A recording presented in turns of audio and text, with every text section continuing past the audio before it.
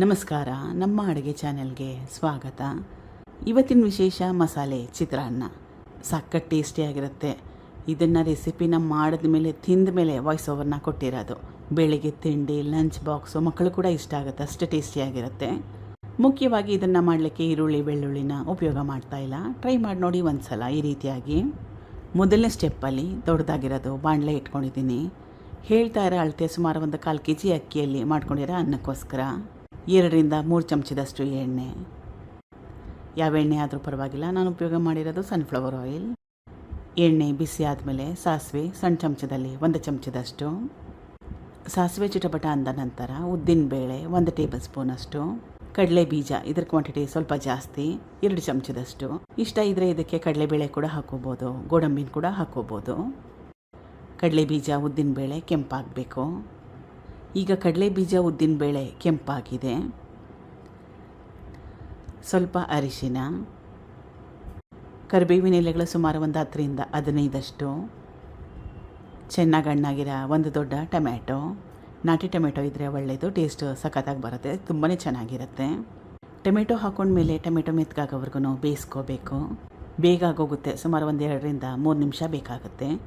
Tomato ಮೆತ್ತಗಾಗಷ್ಟರಲ್ಲಿ ಇದಕ್ಕೆ ಸ್ವಲ್ಪ ಮಸಾಲೆನ ರುಬ್ಬಾಕ್ತಾ ಇದ್ದೀನಿ. ಮಿಕ್ಸಿ ಸಣ್ಣ ಜಾರ್ ತೊಗೊಂಡಿದ್ದೀನಿ. ಪುದೀನ ಸ್ವಲ್ಪ, ಸುಮಾರು ಒಂದು 20 ಎಲೆಯಷ್ಟಿದೆ. ಕೊತ್ತಂಬರಿ ಸೊಪ್ಪು ಸುಮಾರು ಒಂದು ಅರ್ಧ ಹಿಡಿಯಷ್ಟು. ಕಡ್ಡಿ ಸಮೇತವಾಗಿ ಉಪಯೋಗ ಮಾಡಿದ್ರೆ ತುಂಬಾ ಚೆನ್ನಾಗಿರುತ್ತೆ, ಫ್ಲೇವರ್ ಚೆನ್ನಾಗಿ ಬರುತ್ತೆ.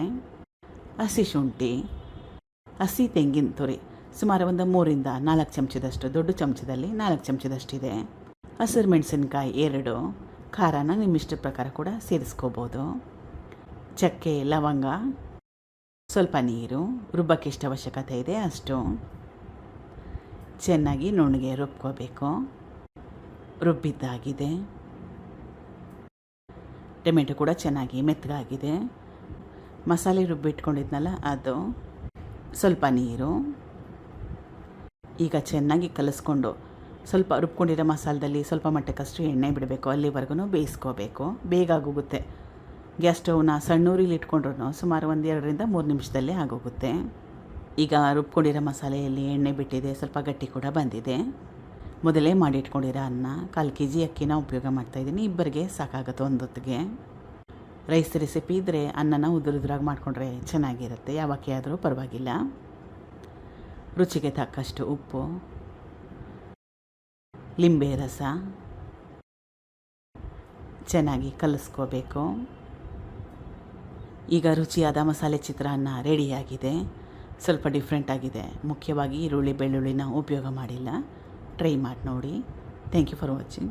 ಧನ್ಯವಾದಗಳು.